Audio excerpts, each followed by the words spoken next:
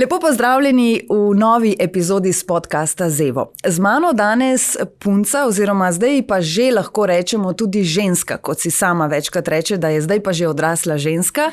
Nazadnje je to ponovila zaradi tega, ker se mi zdi, da jo še vedno mnogi povezujejo s tem, da je bila najmlajša predstavnica na Eurosongu. Eva Boto, živjo! Živjo, Eva!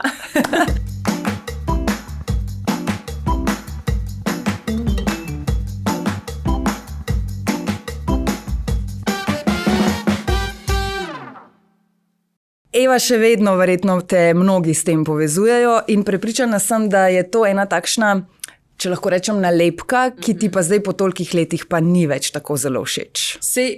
Moram priznati, da je vse manj tega. Hvala Bogu, ne? Ampak ja, dolg se me držalo to. Jaz se te pa še spomnim, kaj zla pa še s črnimi lasmi.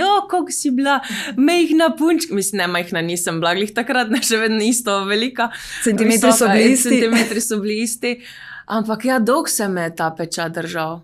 Se mi zdi, da zdaj zadnja leta to upada in sem vesela, da upada, ker vseeno, ne veš, človek se razvija skozi leta, marsikaj se je spremenilo. In sem vesela, no, da sem se mogoče počasi, da se rešujem tega. Čeprav vse to bom zmeri jaz. Mislim, to bo del mene, to bo del mojega življenja. Jaz sem začela s tem, ne, in to se me bo vedno držalo. Zanimivo je, da nekdo začne z takšnim dogodkom, ki je za mnoge vrhunec kariere. Takrat vem, da je to bila že od majhnega tvoja želja, vem, da si že od majhnega govorila. Zdaj, enkrat si rekla, da če bi mamo vprašali, kdaj si začela peti, da bi rekla v trebuhu. In je nekako bilo logično, da bo šla po tej neki pevski poti, ampak vsekakor pa nihče verjetno ni pričakoval, da boš stopila v tako velike čevlje, kar takoj na začetku. Ja, mislim, to je bil kar velik zalogaj, no. Če lahko priznam, jaz izhajam iz družine, ker nismo mi sploh nikoli bili vpleteni v glasbo, v glasbeno sceno, noben ni imel nobenih izkušenj, nobenega poznanstva, mislim, mi nismo poznali nobenega in kar naenkrat z vseh strani imaš kup enih ljudi, ki ti govorijo, kaj moraš narediti, ne, kaj ti moraš biti. In je res, da jaz sem zmeri si to želela, to je bila moja otroška želja, že odkar pomnim, že odkar vem za sebe, da sem si želela stati na tistem odru in meni se res to pač, lahko rečem, zgodilo čez noč. Jaz sem šla takrat v oddajo, se pravim, brez izkušenj, mlada, veš, tisto res iskreno in eno željo, res preprosto željo po tem, da grem tja da grem nastopati na oder, da grem delati tisto, kar imam najraj. Spomnim se tistih časov, ko si potem tudi zmagala, ko si odšla na Eurovizijo. Takrat smo te seveda vsi želeli imeti pred radijskimi mikrofoni, pred televizijskimi kamerami. In spomnim se, ti se verjetno tega trenutka ne boš spomnila, ko sem klicala sestro tvojo takrat, ki je bila zadolžena za vse te intervjuje. In tako se mi je zdelo po eni strani lepo, ker sem tako začutila to zaščitništvo iz njene strani in mi je bilo zelo tako jasno. V smislu, Eva je zdaj v šoli, ta trenutek se z njo ne da govoriti, lahko se zmenimo za kasneje. Tako je imela, tako je delovalo, kot da te res kot starejša, 8 let je starejša. Ja, 8 let pa pol starejša sestra, valjda, sej, kdo pa bo pazil name, če ne ona? Jaz priznam, da sem pa to zaščito, ta nek mehurček imela od svojih doma, kljub samo pač kakorkoli nismo imeli nekih, mislim, tako bom rekla, jaz sem zmeri imela blazno podporo doma, jaz sem res hvaležna obema staršem, mislim, pač hvala in atiju in mami in moji sestri, da so me res zavarovali, mislim, dali ta občutek varnosti. Predvsem pa vseeno mi pa dali vedeti, da ostajam na realnih tleh, kljub temu, kaj se je vse dogajalo, koliko je enega pompa bilo okrog tega, koliko ene euforije, da sem pa vseeno ostala tam pri tleh. Veš kaj, jutri moraš v šolo, moraš narediti še une izpite oziroma teste, opraviti svoje obveznosti, to je tvoja dolžnost in jaz sem se zavedala od svoje odgovornosti, pri svojih 15-16 letih. Je res, da sem takrat res veliko manjkala v šoli, sem praktično pol šolskega leta manjkala. Je pa res, da tu tudi veliko vlogo igra gimnazija Ravne, ki so mi res pač šli toliko na roko. Tu se predvsem vidi, da imajo izkušnje z te strani, ne, da so imeli že prej in vrhunske športnike in glasbenike na šoli, da so vedeli mogoče kako reagirati, kako pristopiti k tej situaciji. In jaz se spomnim, jaz sem celo poletje jaz sem mislim, da okrog 20 testov mogla narediti, ne, pa se pogojno upisati pa vse. Ampak je pa tudi bilo, ne, v oddaji strani koga slišati, ki je prišel do moje mame, pa je kdo rekel, ne, zdaj pa ja, naj se pa Eva poslovi od šole, se zdaj pa ne naredila, ne, letnika. Eva, takrat vem, da si bila morda, ne bom rekla premajhna, ker vsem si bila že najstnica, ne, si že dojemala stvari, ki so se okrog tebe. Pa ne vem, če. Imaš občutek, da ne? Ne vem, ker ravno če. To sem te želela vprašati, ne, zdi se mi, da takrat, ko se ti je uresničila ta velika želja, da si bila v nekem, tako kot si rekla, tem varnem mehurčku. In da morda do tebe sploh niso prišli tako močni pritiski, kot bi sicer recimo prišli, če bi se to zgodilo danes, ker sta morda starša bila tista pa sestra, ki so jih bili bolj deležni.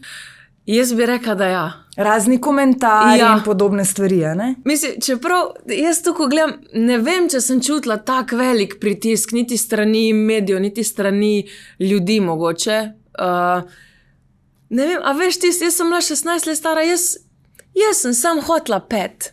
A veš, to je tisto res, ko imaš tisto iskrico v očeh in hočeš biti sam na odru, ker veš, da ti je to tako fajn in čutiš, da ti je to, ne, kada si osvojil vse zvezde v galaksiji, ne. Rekla si, da ne prihajaš iz družine, ki bi bila glasbena družina. Dejstvo je, da tisti mladi, ki prihajajo iz takšnih družin, jim je lahko vsaj za kakšen procent lažje. V smislu, da lahko zavrtijo kakšen telefon, pokličejo morda kakšnega producenta, rečejo, da je naša ta mala, imamo kakšen komad za njo in tako. Kar v tvojem svetu ni bilo. Vsaj ne do te mere, da bi se lahko že kar takoj zavrtel telefon in se poklicalo naokrog. Imaš občutek, da sta starša vseeno jemala po Evroviziji tvoje petje v smislu, kako ćemo ji zdaj pomagati, aj ne plačamo studio, da bo kaj naredila, ali kaj ćemo zdaj s tem narediti? Mislim, zelo zanimivo je to, ne, da se pravim, tako sem rekla, jaz sem zmeri imela, čutila od njih podporo, ona dva bi naredila vse pač zame, da je meni ok, da jaz ustvarjam, da jaz delam to, kar imam rada. Ampak še dolga leta sta ona dva, pa jaz verjamem, da marsikdo tudi še zdaj to na tak način razmišlja, ko razmišlja o glasbeni sceni in o glasbenikih, ne, da je glasba hobi. Torej pač tudi moja dva, mogoče sta si predstavljala še leta naprej, ne, ok, Eva bo šla v šolo, pa bo zaključila faks, pa bo šla na šiht, oziroma si bo poiskala službo in bo to nekaj, kar bo za zraven, ne, kar ona ima rada in to bova midva podprla, karkoli se bo pač odločila, super, v redu, ne. Se misli, da sta rabila ona dva tudi malo časa, da sta dojela, da pa ok, Eva pa, zdaj bi pa to rada res počela pač da je to njen življenjski stil, ne? Da je to njen kruh. In je res, da tu moram priznati, da jaz sem doživela kar veliko, mislim, tak občutek je, da bi padel malo luknjo, ne, ko sem prišla z Azerbajdžana pri svojih 16 letih. Veš, in mine teden, pa mine, ne vem, mesec, pa euforija gre. Se poleže, ker naenkrat se znajdeš malo, prav ta občutek, da padeš v neko luknjo, ki pa z nje ne znaš, oziroma meni je to bilo najtežje obdobje, ker sem prišla nazaj, ker sveda doživiš vse, ne, cel svet misliš, da je tvoj, in pa priješ domov in se znajdeš v bistvu v temu, da ne veš, s kom delati, kako se obrniti, s kom snemati, s kom ustvarjati, kako naprej. In tu se mi zdaj sem rabila leta. Veš, ko nekdo reče, tvoja kariera, zdaj pa že dolga, 13 let, ne, in to je zdaj, koliko let si že na sceni. Meni se zdi, da sem rabila ful let, da sem sploh dojela, zakaj to delam, kaj naj delam, kdo sploh sem? Kdo sploh sem jaz? Kaj želim jaz povedati tebi? Kaj želim jaz povedati svoji publiki? Jaz se mi zdi, da to se šele zdaj učim. Mislim, ne da se učim se valjda vsa ta leta, ampak šele zdaj dojemam in si upam nekako biti bolj iskrena, prvo do sebe, pa tudi do ljudi, ne. Ampak rabiš prehoditi to pot, da prideš do tega. In ja, mogoče se naslonim pač mi doma, seveda, nismo imeli teh poznanstv, ampak sem se pa veliko naučila sama. In jaz se spomnim se momenta, ko sem zaključila faks in me nati reče, ja, a zdaj boš pa iskala šiht, ne? Stek, ne bom. Ne. Ja, pa, a ti veš, da to ne bo enostavno, ne? Stek, mislim, to je moje življenje, jaz sem se za to odločila, ne? In mene vedno, že od nekdaj žene, točno ta strast, točno ta ljubezen do glasbe, veš to, ko si pa enkrat na terenu, ko začneš s koncerti, kar recimo zdaj zadnja 3 leta počnemo z bendom, ko doživiš ta adrenalin, ko doživiš te občutke na odru, brez katerih več ne moreš, pol vidiš, da je to in ni nič za manj, vsa ta prehojena pot vidiš, da je vse z razlogom, da točno veš, zakaj to delaš, ne? Zakaj prehodiš vse to, zakaj greš čez to. Marsikdo reče, ki je izkusil Eurovizijo, da po Euroviziji lahko pride ena ta poevrovizijska depresija. No, evo, sej. Hkrati pa ob tem, kar zdaj govoriš, dobivam eno drugo razmišljanje se mi je odprlo. Ja, 13 let te ljudje poznajo. A ne? Lepo si prej sama rekla, da na tej poti, da si konec koncev iskala ne samo ljudi, ampak tudi samo sebe. A ne? Vedno je na koncu, veš, to je tisto, ne? Kaj bi lahko naredil drugače, pa s kom bi lahko delo, da bi bilo lažje, pa s kom bi lahko to, pa na kak način, pa kaj delam narobe, pa kaj delaš tist, pa kaj ti govorijo z vseh strani, pa deli to, pa naredi tist.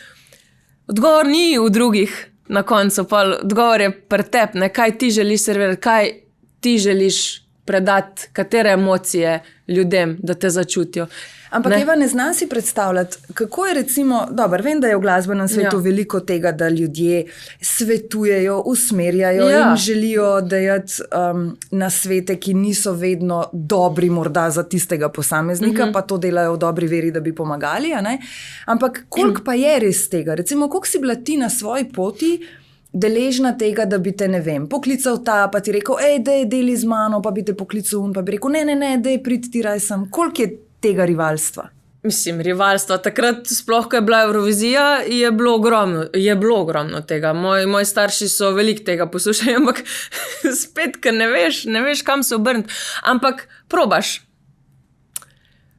in vidiš. In jaz na svoji poti sem z ogromno ljudmi sodelovala, delala, ustvarjala, pač z leti. Jaz vedno rečem, z leti, s svojimi izkušnjami pač ugotoviš, kdo ti paše, kdo te malo po domače rečeno, kdo ni, oziroma tek bom rekla, ugotoviš skozi leta, mogoče kdo ima prave namene s tabo, ne, oziroma a ti želi res pomagati, ali je pa to samo mogoče neko koristoljublje, oziroma a je to zdaj korist nekoga drugega v ozadju, ne.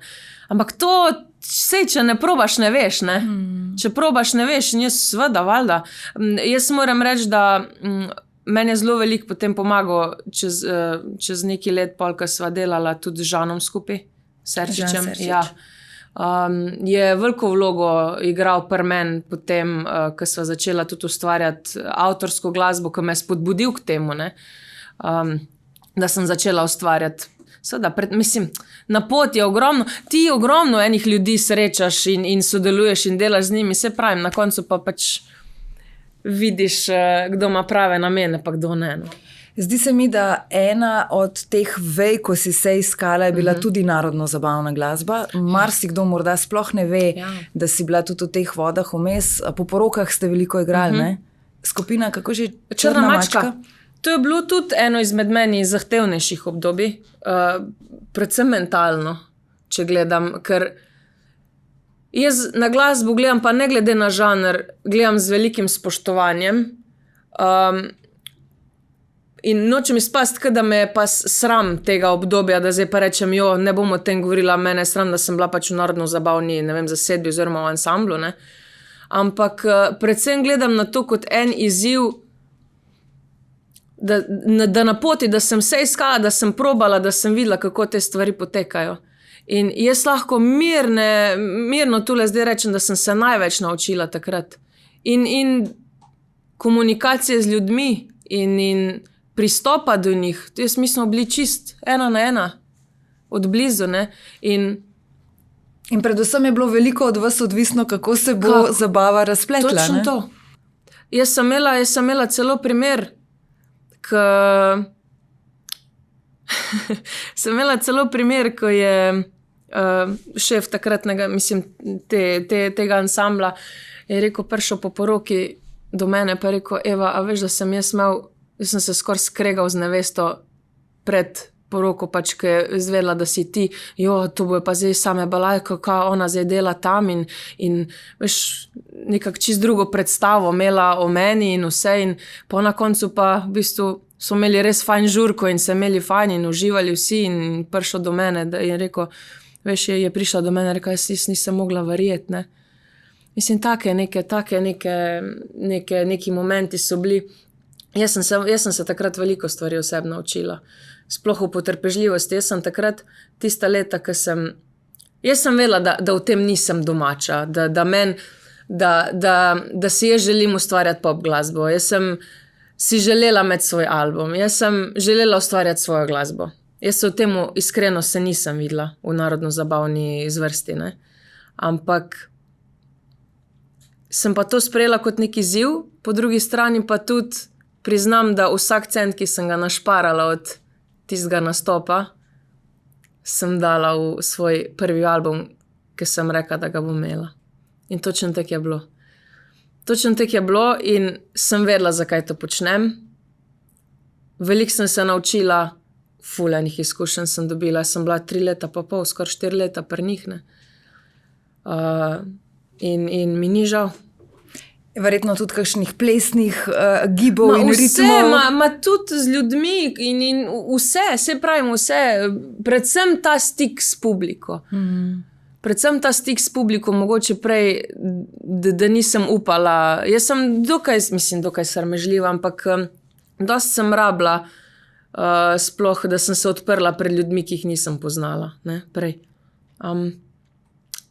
To recimo se je pri meni drastično spremenilo potem. Kar je zanimivo, ne? Ker marsikdo te ima tako nekje v spominu, ko rečeš Eva Boto, Korošica, gajsna, glasna. Vse.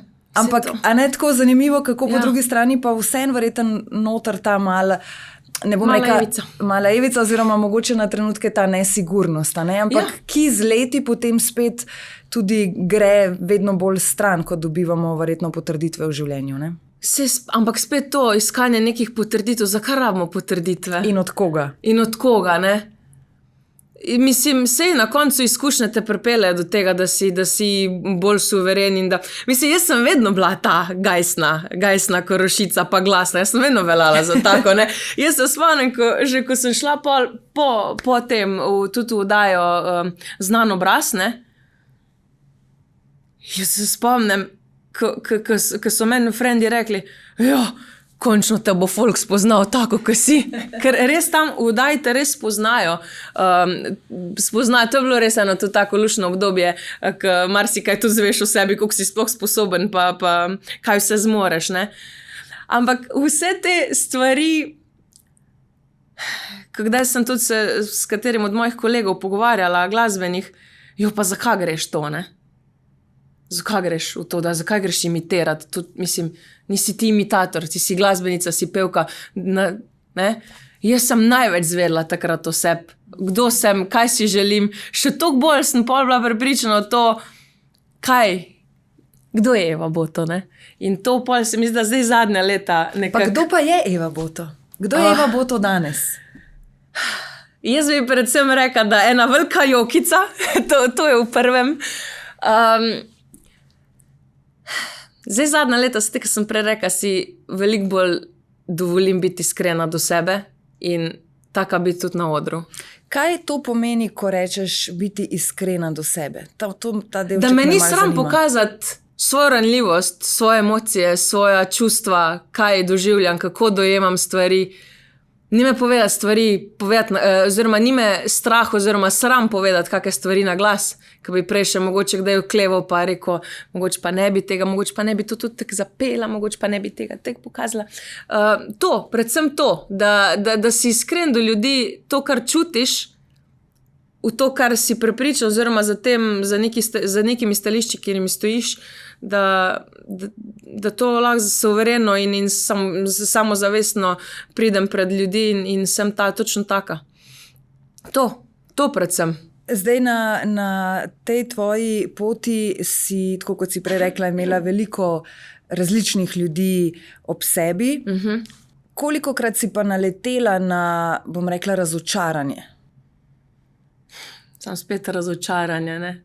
To naša pričakovanja privedejo do teh nekih razočaranj. Z leti jaz mislim, da je bilo ogromno tega, ampak na koncu sem sama kriva, zato ker sem pač jaz pričakovala od nekoga, da bo nekaj naredil, ne? Ne vem, razočaran. A se ti zdi, da je včasih problem v tem, da si ne povemo dovolj stvari? Ja, mislim, to zagotovo. Jaz sem sploh zagovornica tega, da je nek odkrit odnos, da je iskren, da odkrito komuniciramo o zadevi, o situaciji, ne? Ampak spet, jaz vedno pravim, pričakovanja te privedejo do razočaranj. In z leti se mi zdi, da se veliko bolj lotevam stvari brez teh pričakovanj. Ne? Ampak pač stojim za pa odločitvami, to, kar se odločim. Jaz izbiram, s kom bom sodelovala, s kom bom delala, s kom bom kaj komunicirala. Kdaj se je na tej tvoji poti v teh 13 letih zgodil ta premik? Ker seveda ni bilo vedno tako in sploh ne pri 15-16 letih. A je to bilo po vdaji Znan obraz? Ali kdaj imaš ta občutek, da si pa rekla, lahko sem sama sebi zadostna, v smislu odgovorna sem dovolj, vem, kaj počnem, odrasla sem, lahko se odločam sama? Jaz mislim, da zadnja 3 leta, bi rekla. Ker dosti več tudi delam na sebi, ne razmišljam o teh stvarih. Prej mogoče nisem. To bi rekla, da je to nekako obdobje po koroni. Ampak tudi verjetno majčken pripomore k temu, da zdaj imaš svoj bend, da imaš svojo ekipo, ker se mi zdi, da ko nekomu v narekovajih pripadaš ali ko nekdo tebi pripada, se pravi, ste ena velika družina, razširjena družina, ne? Da potem tudi mogoče se bolj varnega izvajalec počuti v smislu, da ve, da ima okoli sebe ekipo, ki stoji za njo, a ne spet drugače, kot če nimaš tega. Točno ta občutek občutim zdaj. In točno to je. Zdaj zadnja 3 leta mi praktično delamo na terenu z mojim bendom, z mojo ekipo. Mi smo pravzaprav začeli, jaz sem s Tomijem Puričem začela sodelovati konec leta 2019, oziroma že v letu 2019 sva se začela dogovarjati in začeli smo pa koncertirati potem z mojim prvim albumom, ki je šel.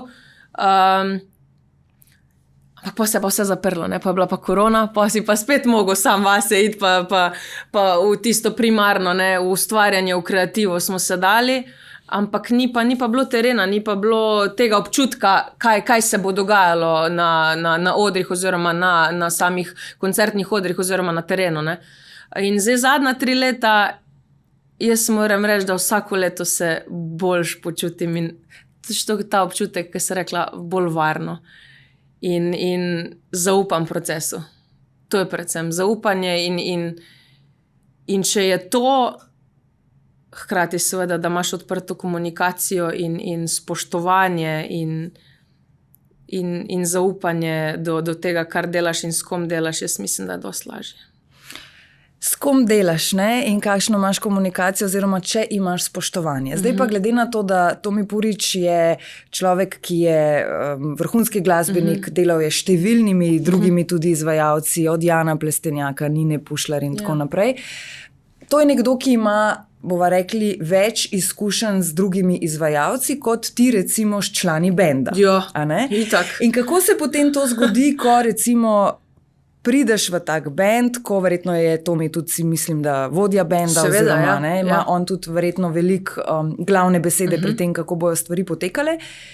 Koliko avtonomije zgubiš? Koliko svojih odločitev moraš potem zagovarjati, da želiš, da je nekaj drugače? Je res, da, čeprav torej, jaz tole moram povedati, da še preden da tole sploh nadaljujeva. Jaz sem že leta 2012 rekla, da bom jaz sodelovala s Tomijem Puričem. A res? Pa si manifestirala in priklicala? Videl v bistvu, takrat ga je moja sestra klicala po Eurosongu. To je bilo med drugim. Smo se dobili na kavi in pač jaz sem hotela pet, jaz sem hotela nastopati, jaz nisem imela blage, sploh zakaj se gre, kako te stvari potekajo. No, on meni lepo reče, ne. Ne. Ampak ne, v smislu, takrat mi smo se spoznali, ker sem jaz bila tudi gostja na Janovem koncertu, ker sem posnela z njim duet, to leto bo moje in Vala seveda tudi Tom je takrat še igral pri njemu, ampak je v večini takrat tudi, oziroma večinski del svoj čas je namenil Nini, s katero je takrat sodeloval in pa seveda je bilo jasno, da ni prostora še za koga drugega.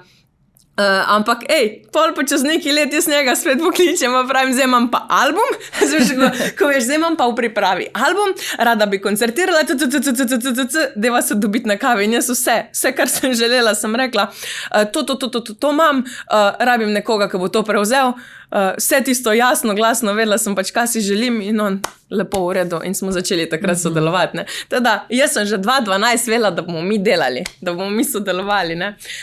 In ja, jaz sem takrat pol dobila band, nekako ekipo, ki je ustaljena, ki je praktično že ufurana, po domače rečeno. In spet tu se mi zdi, da sem se največ naučila ravno z njim skozi ta leta odkrito komunicirati, kaj si jaz želim, kako on gleda na stvari, kako on želi voditi, kam peljati, kam usmeriti. Jaz pravim, jaz sem emotivc v ekipi, zelo emotivna, zelo vse osebno jemljem, zelo hitro pride do kakšne panike. Ampak on po drugi strani je pa zelo racionalen, zelo realen in seveda govorimo o biznisu, govorimo o neki profesionalni poti, ki je pa treba malo gledati tudi z kakega objektivnega, z nekega drugega zornega kota pogledati. In predvsem se mi zdi, da me to uči in zna me pomiriti. Teda to je ta neka protivtež. In tudi predvsem to, da se tudi konec koncev on od mene uči, kako se jaz počutim, kaj jaz čutim.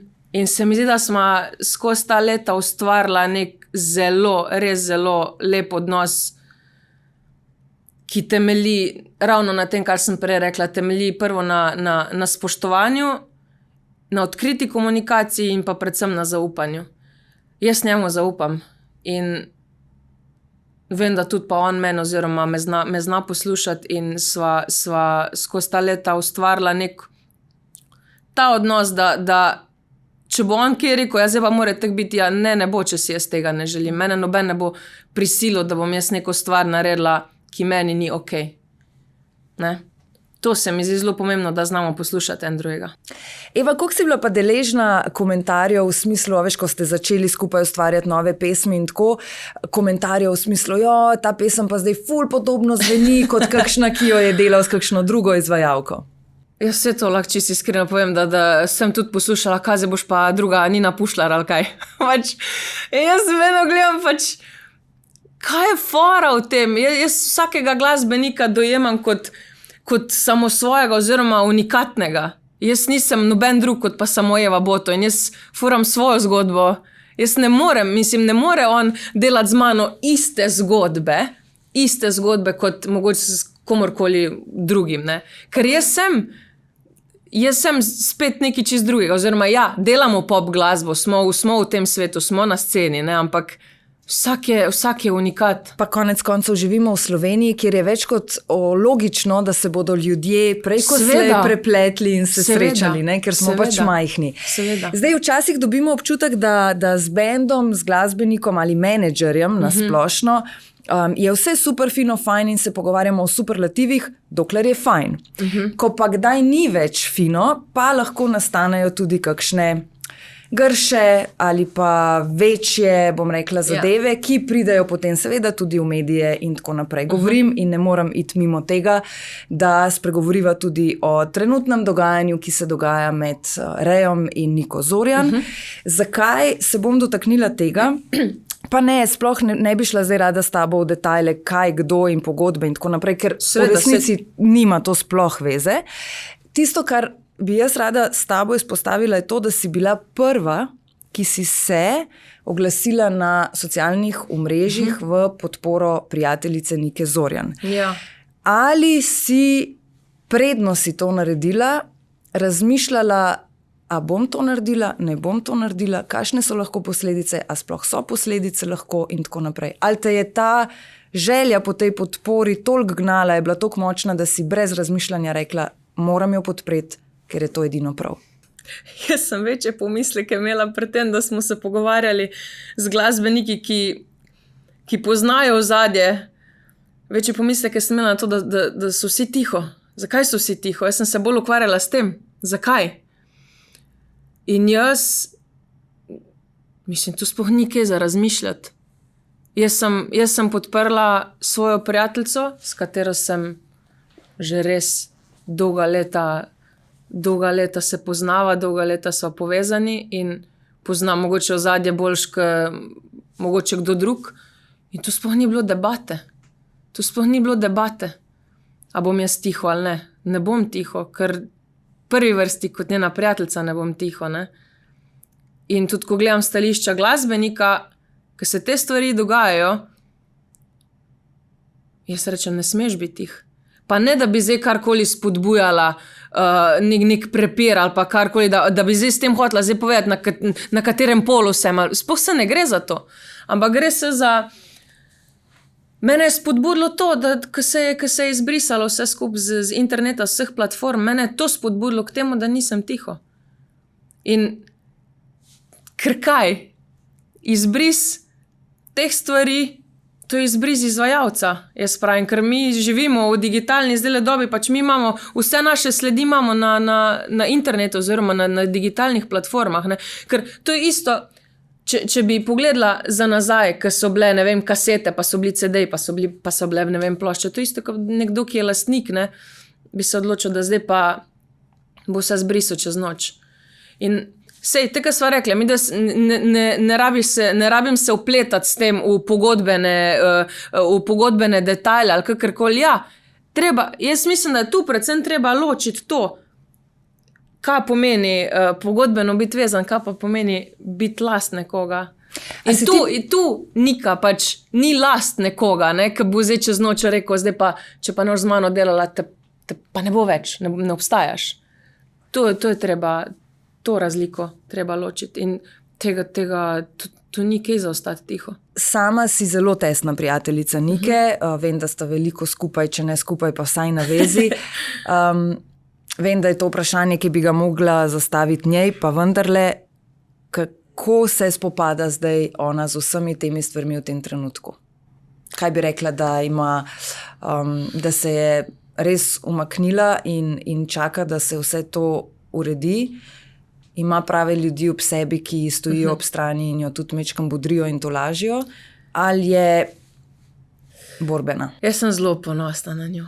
Tako res ponosna na njo, ker ona je tudi tak zelo čustven človek, zelo si stvari k srcu jemlje in nikomor ne želi nič žalega in ona bi z vsemi bila okej, ne, in nočem biti skregana z nikomor, poznam jo res že leta in vem, kako funkcionira in sem res ponosna na njo, da je stopila, da je naredila ta korak. Jaz mislim, to bi po mojem mogla njo vprašati, ampak verjamem, da je zdaj mogoče v tej situaciji spoznala, kdo so tisti ta pravi ljudje, ki dejansko stojijo ob strani oziroma ki res pomagajo. Ne, ker eno je, veš, tudi so se pogovarjale, pa potem kličejo, mogoče tudi glasbeni kolegi, ki mogoče poznajo ozadje, rečejo, veš, mi Nika te ful podpiramo, ampak so pa tiho. Ne. In tega se mi zdi, da je ogromno zdaj spoznala in videla, kako stvari stojijo. In sem tu zelo ponosna, res moram to povedati na glas, in ker mislim, da bo iz tega prišla veliko močnejša čestolena. In zdi se mi, da okrog tebe, Nike, da ste en tak tudi krog prijateljev, ki ste v glasbeni industriji, ki ste že leta skupaj in se mi zdi, da res imate med sabo eno tako trdno zaupanje, podporo. Ste klaso, bi tukaj lahko omenili, Uroša Tjašo, pa potem Nika, Davida Maro, sem prepričana, da tudi paše sem notri in verjetno še marsi. Tako, Ines. Veš kaj je, jaz bi tu predvsem rekla, tu ni pri nas prostora za favšijo. Ni prostora za nevošljivost. Vsaj jaz tako dojemam stvari, mogoče se motim, ne vem. Res si prvošmo. In meni sram to povedati, ker je ogromno tega, ne, kao si misli, pa konkurenca, kakva konkurenca, mislim, to nas mora jačati, ne, da smo skupaj, da držimo skupaj, ker se mi zdi, da bo sam na ta način tudi naša scena močnejša. Če bomo mi nekako povezani in sodelovali oziroma imeli lepe odnose. Če pa tega ni, pa po moje se bo pa vse začelo krhati, ne? Koliko je pa te neiskrenosti v ozadju, v smislu, a veš, da se, po domač bom rekla, da se malo pofejka, živijo in tako in gor in dol, v bistvu si pa... Pa je tega, ampak jaz iskreno se s tem tako ne ukvarjam. Pa verjetno je tega tudi kje drugje, ne samo v glasbeni industriji. Jaz mislim, ne samo v glasbi, vse povsod je to. Ampak, če sem se kaj iz leti naučila, je to, da se ne želim ukvarjati s tem. In enostavno pri meni v moji glavi, ki je že itak z mislimi napolnjena in z vsem, ni prostora za take stvari, da se s tem ukvarjam. Mečkam se bom še vrnila k tej situaciji, da si bila prva, ki si se oglasila na socialnih omrežjih, potem se jih je seveda kar nekaj še za tabo. A te je doma morda kdo od domačih, ne bom rekla upozoril v smislu, Eva, pa res, zakaj, prehitra si bila. A ti lahko čisto iskreno povem? Itak? Ja. Nisem se, mislim, jaz sem to objavila, svoje seveda mnenje sem javno izrazila in pa sem potuhtala, kao ta zdaj moja mama pata rekla. A si? Ja, sem. Ker ona dva seveda valjda bi po moje bila prvo potuhtala, pa ne vmešavaj se pa. Sej, jaz se ne vmešavam, povem jasno svoje stališče, ne. Ampak sem pomislila na to, zdaj, ko me bo klicala, ker z mamo vidim, da se namreč vsak dan se slišiva, vsak dan pogovarjava in sem tako, kaj bo kaj rekla zdaj, ne, a bo kaj pojamrala, me bo kaj upozorila. Ona, midve, ko so se slišala, rekla, Eva, to si pa tako lepo napisala. Bravo. Smo tako, okej. Mimo je. Cool, mimo je. Vredo je. Ne, ker seveda valjda. Sej pravim, jaz svojim mnenjem oziroma s tem svojim stališčem, tako so prerekla, ne želim spodbujati drame, ne želim nobenega blatiti, ne želim biti nespoštljiva do nikogar, ne? Ampak prav pa je, ker konec koncev, tako kot sva že prej tudi omenili, vsak od nas ima možnost se odločiti, s kom bo sodeloval, tako kot si prej lepo rekla, kdo mu paše, kako mu paše, zakaj mu paše, in tudi ne bi bilo prav, če bi karkoli razpravljali, se mi zdi, nasplošno o tem, kako, ker ti mogoče z nekom ne moreš, medtem ko nekdo drug lahko in ima lahko nekdo z njim popolnoma drugačen odnos, s komorkoli zdaj govorim. In se mi zdi, da je tudi prav tako, da je v življenju, da smo si pač ljudje različni in da si najdemo tisti krog ljudi, ki nam paše, konec koncev. Je pa verjetno fino, da lahko brez kakšnih hudih posledic iz takšnih krogov izstopimo. Ampak o tem pa ne bova nadaljevali, ker nima smisla. Eva, da greva k bolj lahkotni temi, zato ker, to moram povedati, Eva je rekla na začetku, zdaj se pozna že zelo dolgo časa, veliko stvari smo skupaj že naredili, večkrat je bila z moje strani tudi že presenečena, se še spomniš svoje učiteljice? Nehaj. Eva me je že dostikrat spravila v solze, tako da jaz umem, da danes ne boš. Ne, po mojem ne, ker imava drugačno temo, ker namen današnjega pogovora je bil, da spregovoriva malo o glasbeni industriji iz tvojega vidika, tvojega pogleda, ker vem, da si pri mladih letih začela in kar nekaj mogla prehoditi, da si danes, kjer si. Zdaj pa je rekla Eva potem na začetku, ko smo začeli, je rekla, veš, Eva, danes imam pa kar mal treme, zato ker res, pa še druga tema. Še kar. Ja, veš, ti moram priznati, da se mi zdi, da kar imam neko malo vseeno blokado, da niso to take vsakdanje teme, o katerih govorimo na glas in dost pogosto. To je res, ja. In, a veš, meni, da se razume, všeč mi je to. Všeč mi je to in sem taka, ki bi rada govorila, ampak še kar imam iskreno povem, da imam kar nek še zadržek. Se mi zdi, da tudi danes, da bi ful stvari povedala, ampak ti kar ne znam povedati. Ja, ne da ne bi hotla. Ne da ne bi hotla, ampak da kar iščem besede, ki bi ti jih rada povedala. Mogoče bo lažje, če bom več o tem govorila javno, ker iskreno ne govorimo dosti o tem. Ja, res je. In se mi zdi, da po drugi strani tudi morda mi ne sprašujemo veliko o tem, pa sprašujemo bolj o tem, če si samska, pa če imaš novega fanta, pa kako je kuža in tako naprej.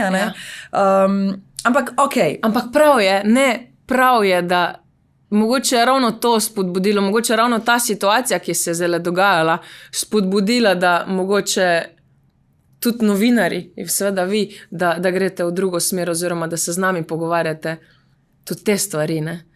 Se pravi, jaz ne vem sploh, sem kaj pametnega danes povedala, res prav občutek je ta, da ne vem, sem sploh kaj povedala bistvenega to, kar sem želela povedati, ne. Si. Upam. Hvala za to potrditev. Si. Pričakovanja, ne, ali kako že.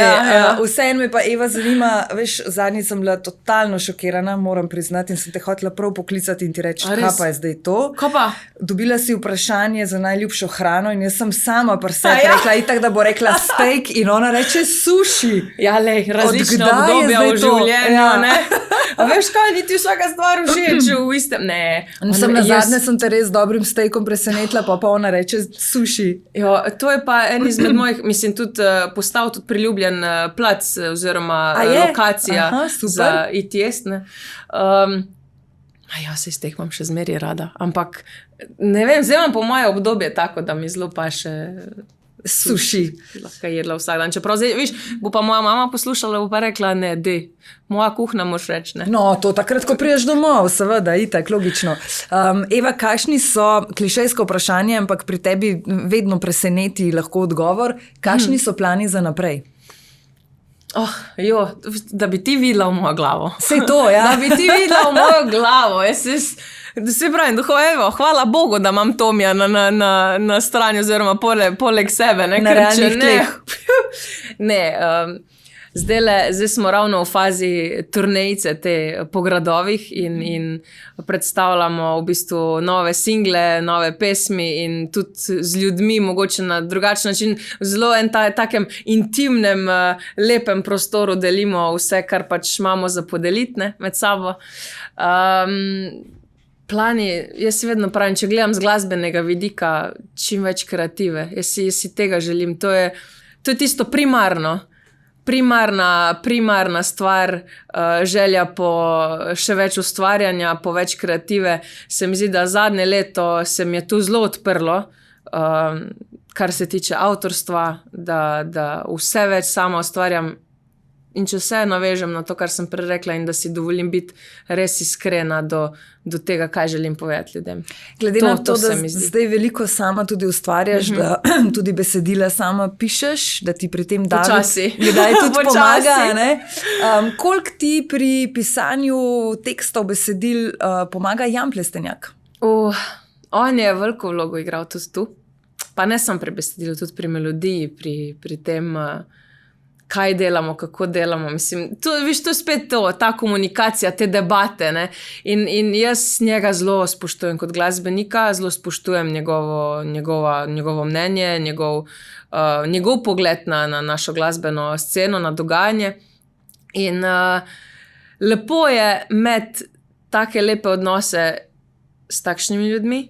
In vem, da tudi takrat, ko smo šli na Melodije morja in sonca, a veš, jaz sem imela takrat idejo, z Žanom smo takrat delali, ne, sem šla z melodijo, nekaj mislim na teksta je že bilo napisanega, pa so šla s Tomijem k njemu. Mislim, se gremo podružiti, ne? Gremo si podeliti informacije, gremo si podeliti dogajanje celotno, ki je krog nas.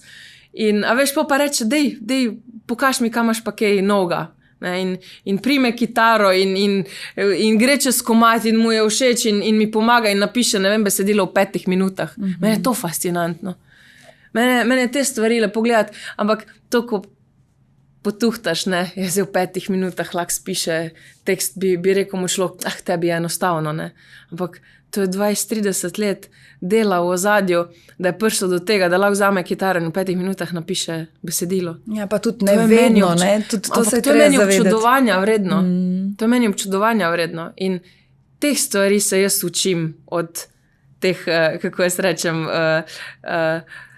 starih mačkonov, ali kako bi temu rekla, oziroma od izkušenih glasbenikov in ljudi, ki so že dolga leta na sceni. V tvojih pesmih, zdaj sem danes na poti sem, pa tudi že včeraj zvečer sem poslušala jih, ampak ne poslušala tako, kot če pesem ujameš na radiju, ampak sem se res poglobila malo v besedila in zelo se konstantno prepletamo o odnosih med dvema, o tem, kako je nekaj lepo ali pa kako ni, ali pa kako je nekdo ljubosumen, ali pa dober za Božič, seveda je pa ta družinska idila. Ja. A se ti zdi, da se tukaj najbolj noter najdeš v teh zgodbah, v narekovajih ljubezenskih? Jaz se najdem pač v življenju, to je vse življenje. To so vse situacije, ki se tičejo in mene, in tebe, in vseh nas. In ravno zdaj pred kratkim, nedolgo nazaj, jaz sem imela, moja zelo dobra prijateljica se letos poroči. In moja velika želja je bila, da bi jaz za poročno darilo napisala komad za njiju dva. Ne? In že ena taka situacija, ko začneš razmišljati o tem, teh stvari ne moreš prisiliti.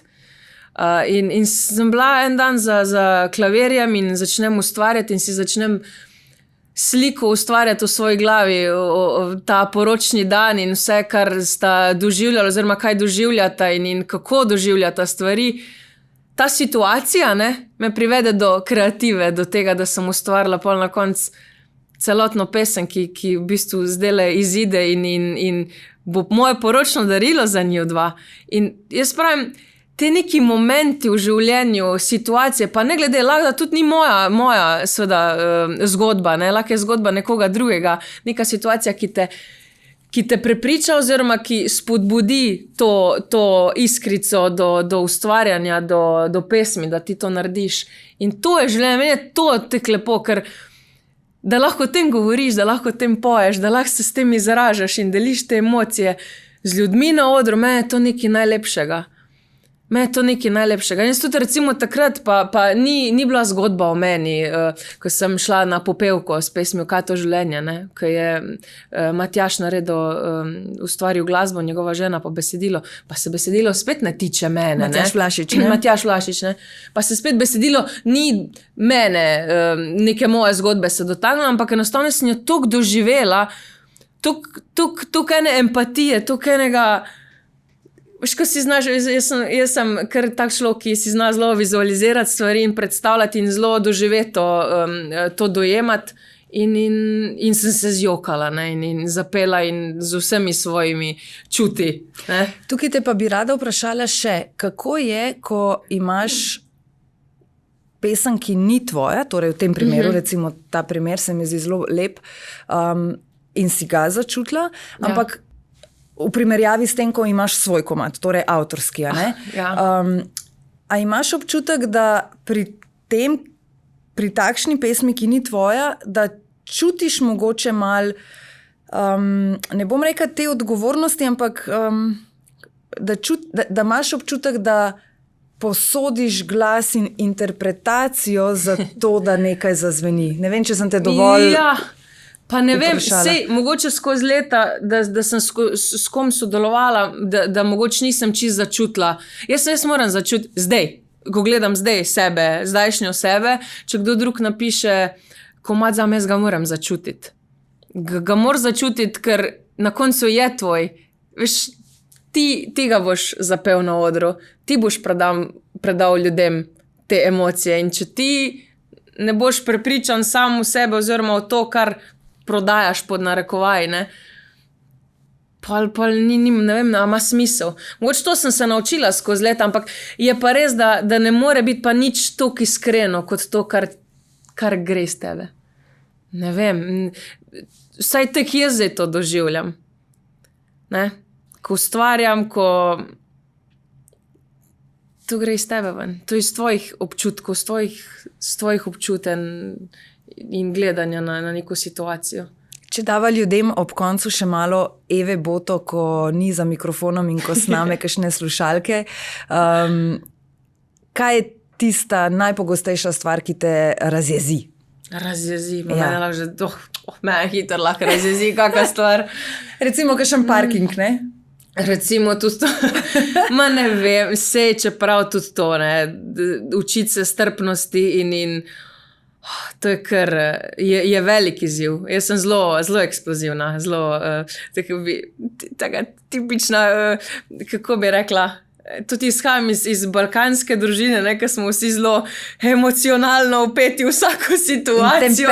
Temperamentni, ja. Kaj pa vem, mislim, mene lahko že res vsaka mala stvar, ampak se učim to, ne brzdati, ampak sprejemati na tak način, da je moja reakcija mirnejša. Prej si rekla... Zdaj v bistvu nič nisem dala, veš, za nazaj. Prej si rekla, da se pozna tudi to, da si skozi leta delala na sebi, da si se našla in tako naprej. Delamo celo življenje, ne? Če hočeš, če želiš. Kako bi opredelila to svoje delo na sebi? A si začela tako kot mnogi meditirati, pa obiskovati kakšno jogo? A si začela brati knjige o osebnostni rasti? Jaz sem po moje človek, ki zelo veliko debatira sama s sabo in po moje preveč analiziram neke stvari. Predvsem se začeti pogovarjati o teh stvareh na glas, ne jih držati v sebi, tudi z meditacijo, čeprav jaz pravim, da po moje še premalo prakticiram te stvari. Učim se dajati neke te tehnike v svoj vsakdan. Včasih mi to uspeva zelo dobro, včasih manj. Tudi z branjem knjige sprej ni šans, da bi jaz brala knjigo pred spanjem, pa ni variante. Ni variante, ampak ko se pa začnejo pojavljati problemi, da pa ne moreš zaspati, ker si poln adrenalina, pa prideš s koncerta domov sicer utrujen, ampak imaš naslednji dan še en koncert za oddelati, ne? In ne moreš zaspati do 3-4 zvečer in pa je pa to, pa alarm. In če se teh stvari ne zavedaš, če teh stvari ne ozaveščaš, ne govoriš o tem in ne iščeš rešitev, je pol zna priti do problemov, ne? In tu, se pravim, in od meditacije do branja knjig, do terapij. O tem se premalo govori, ne? To so vse stvari, ki mi pomagajo, priznam, da mi pomagajo in jih poskušam dati v svoj vsakdan, ne? Kako pogosto se zjočeš pri terapevtu? Ne rabim iti do terapevta, da se jaz jočem.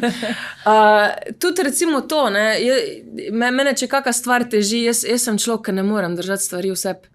In jaz včasih tudi to mi rečem, da je on moj terapevt, zastonj terapevt, ne, ki mora vse to poslušati, ampak debatirati stvari na glas in reševati probleme oziroma kakršnekoli situacije, izzive sproti. Medijska prepoznavnost prinese seveda tudi to, da te ljudje prepoznajo, da moraš hoditi pogosto na intervjuje in tako naprej. Koliko si se v tem času ukvarjala s svojim videzom, se obremenjevala mogoče s svojim videzom? Ker za ženske je to spet mogoče majčkeno drugače kot za moške izvajalce, si mislim. Ja, čeprav jaz mislim, da so ne vem, vsaj upam, da so se ti časi malo spremenili, ne. Sploh vem, še pred leti, ko sem jaz bila mlajša, pa Bog ne da je imela kakšna ženska oziroma glasbenica isto obleko na 2 eventih. Sicer meni, če imam zdaj kdaj večkrat kaj oblečeno, ker mi je pač všeč, me že moj stilist kliče, oziroma moj David, ne, Hojnik, ki mi kreira stvari, me kdaj kliče, Eva, zdaj pa že mogoče pa rabiš kaj novega, ker pa že malo večkrat. Ne vem, če sem s tem tuk. Po moje po eni strani sem obremenjena, se zavedam teh stvari in seveda valjda na odru želim izgledati lepo, da se jaz počutim samozavestno in urejeno in tu ni dvoma, ne. Ampak ne vem pa, če sem zdaj obremenjena do te mere, da bi me pa to tlačilo dol, oziroma da bi zdaj bila cela zasekirana in da bi me posrkalo, ja, noter, ne, da bi se zdaj s tem toliko obremenjevala. Sej, po eni strani jaz sem zelo rada, brez make-upa, brez ličil, v trenerki še najraj, ne, ampak po drugi strani pa jaz se zelo rada, mislim, uredim, gledam na to, da poudarim tiste stvari, ki so meni všeč na meni, da skrijem tisto, kar mi pač mogoče ni, ampak to se mi zdi, da je normalno. Ne gledam pa na to, kot pa zdaj pa je to neka ključna stvar, ki pa mora biti predvsem, ne. In oči so zagotovo nekaj, kar tudi če ne bi želela, daješ v ospredje, kar je definitivno ena najtoplejših stvari, ki jih na tebi lahko človek opazi. Ne bom šla tako daleč, da bova jokali, ampak hvala, lepo. Imaš to iskrico v očeh in hotela sem ti samo ob koncu reči, ne jo izgubiti, hranijo, ohranjajo, bodi še naprej Eva Boto in ostani Eva Boto. Veš, kaj sem s tem mislila. Poskušam. Hvala lepa, Eva.